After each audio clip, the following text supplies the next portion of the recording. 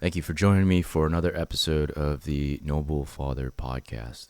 Today is February the 19th of 2024, and if you're listening to this on the audio waves, know that we also upload these episodes onto YouTube, and you can watch me doing this podcast, also see everything else in the background, what have you, and just delighted to have you with me today. This week has been it's been a very difficult one in the sense that I've been very I felt like I was burnt out a little bit, and you know doing getting out of routine is something that probably was the cause of it.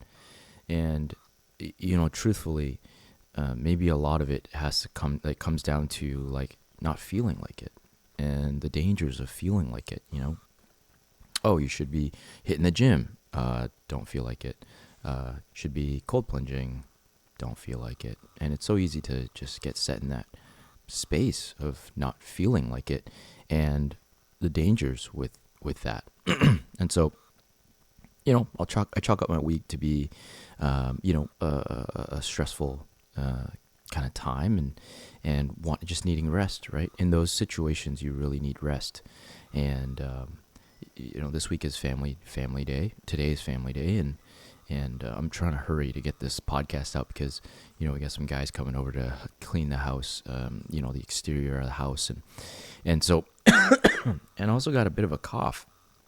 Woke up with it, not very pleasant. It's constantly itchy, and I just want to scratch it by coughing a lot. And so I am going to keep this episode short, and I just wanted to share really about it's crazy. I'm sure I'm not the only person, right? And I think the science says that when you're going to sleep, some of your best thoughts come to you, right? Like I picture myself sometimes like in front of the church giving like a sermon. And it's weird because my mind would just go to all the points that I would talk about, and it's flow so smoothly, and it all get connected, and just it just happens. And so today, I want to share, and it was revelation from the God, from God of like, how we face down our problems, how we face down the things that we encounter.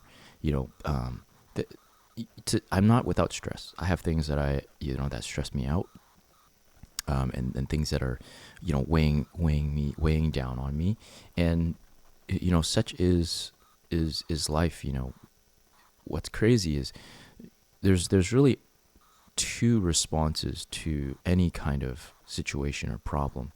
Either you try to, by your own strength, think your way out of the problem, which for me it spirals out of control. When I think about it with my own strength and with my own power, and try to control what I want to control, I never think clearly on it, and it'll always spiral into chaos because I can't think through it. There's no way I can think through it. And so that's mode number one. That's what most people would take.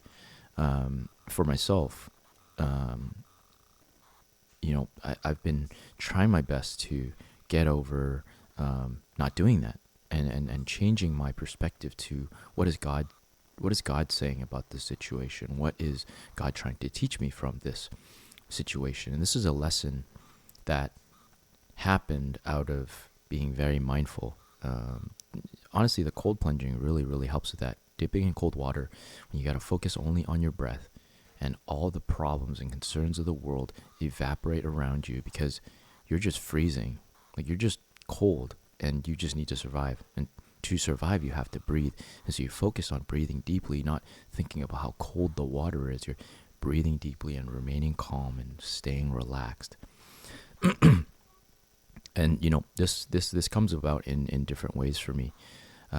Coming out of the pandemic, actually the pandemic was incredibly difficult on my family financially, and as the sole provider for the family, it was very difficult, and we had to, apply for certain grants and things, benefits and stuff for us, to stay afloat. And we dipped largely into our savings, during that time. And it was a very, very difficult moment. And I remember back in those days, maybe my relationship with God wasn't super, super tight and close, and going to like something simple like going to the grocery store and getting items off the shelves, and then like, literally grab it, hold it, look at it, and then my mind would spiral into this rabbit hole of looking at the item and thinking, can I afford this?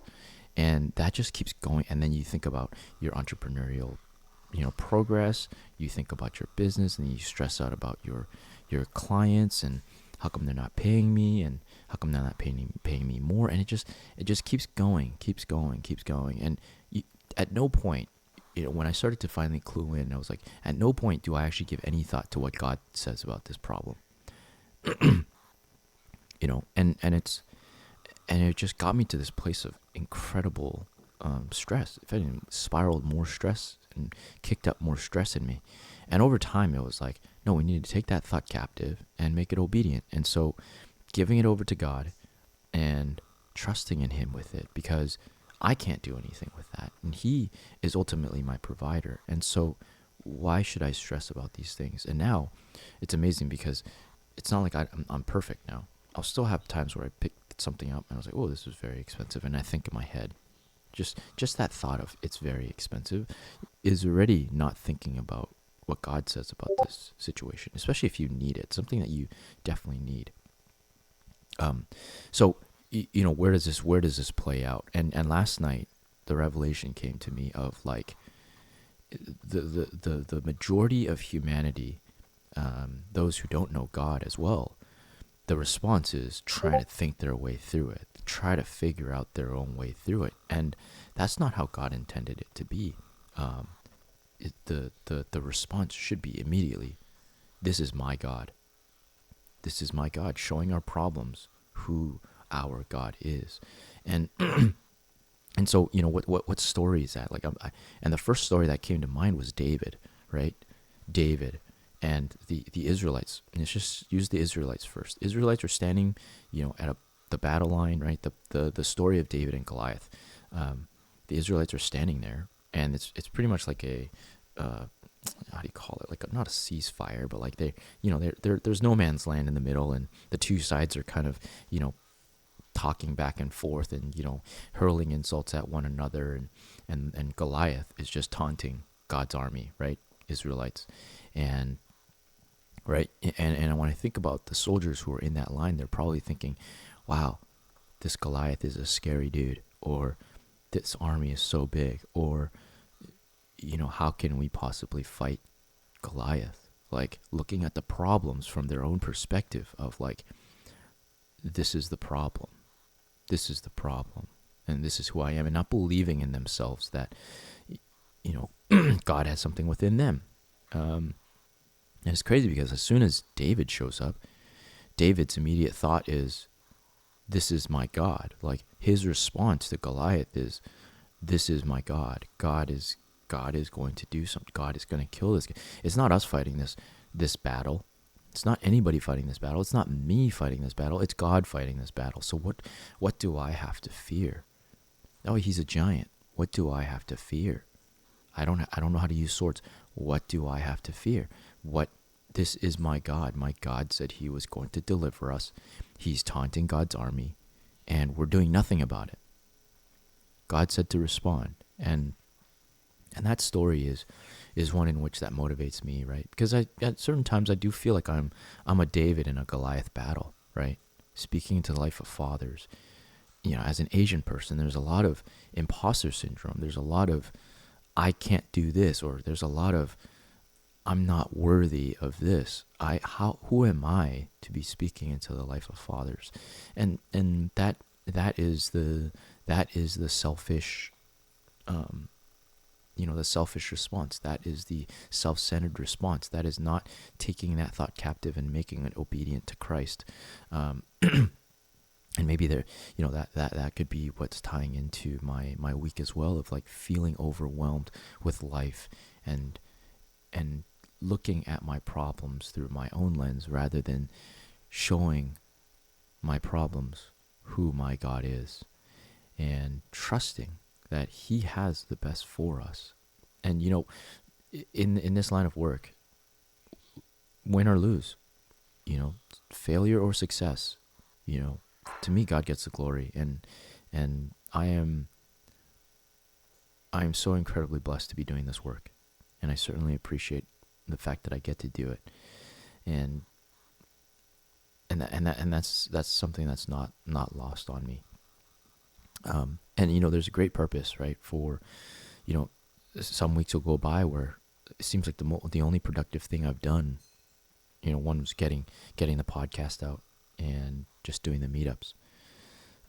Not every week is always high and mighty, and I think that's one thing that we need to remember too as human beings, is that there's a high and a low. You look around on this earth, on this universe, there is darkness and there's light. There is stress and there is freedom. You see it, our heart rate, it goes up and it goes down, right? Blood pressure goes up and it goes down. There's there's a lot of this polarizing this and that, true or false, right or wrong. There's you can't have one without the other, and that's one thing that I'm learning to understand as well, is like I cannot continue and remain productive all the time, and that it's okay to slow down and take a breath and take care of self, and to really form that relationship with God, to sit still and be quiet, loud and quiet, right? There's all these things. And for ourselves as fathers, good reminder for us is to think about that from that perspective, the highs and lows. If you're in the low, don't beat yourself down, right? Just know that it is only a season, and it's going to return, and it's going to come back up again. And are you ready for that, right? Don't keep yourself in that muck. Don't keep yourself in that mire. Get yourself out of there. Think and do and change the things that you're seeing around you. Change the input so that you change the output as well. And so that's really all I wanted to share. Keep this one a little bit short. My throat is not very comfortable right now, and today is family day. Go be present. Really enjoy your presence with your family. I am going to spend mine with my family as well. Getting this podcast out was one of the biggest things I needed to do today, and I certainly appreciate you guys coming on. Again, if you're a father listening for the first time, come and check out our meetup on Thursdays at 4 p.m. Pacific time, 7 p.m. Eastern time. We are over on on an app called Discord, and we are fully premium now. What that means is we are now a membership, and so you have to contribute to the cause in order to take part, and consider it more of an investment in yourself. How much is your development worth? How much is your self-care worth as a father? Investing in yourself is going to change that output, and that's really what we're all about over on Noble Father. We also do accountabilities. We have one coming up next Tuesday. It's going to be a call for us to talk about our goals, our monthly goals, celebrate wins, talk about lessons that we learned. And it's just community. It's just intentional community, putting social back into social media, and just helping fathers to open up about who they are and what they are about, and to be in the presence of other fathers who are just trying to do the best that they can. And that's really what we're all about. Thank you for joining me again for this episode. Remember to stay present be present and stay noble. Thank you. Bye for now.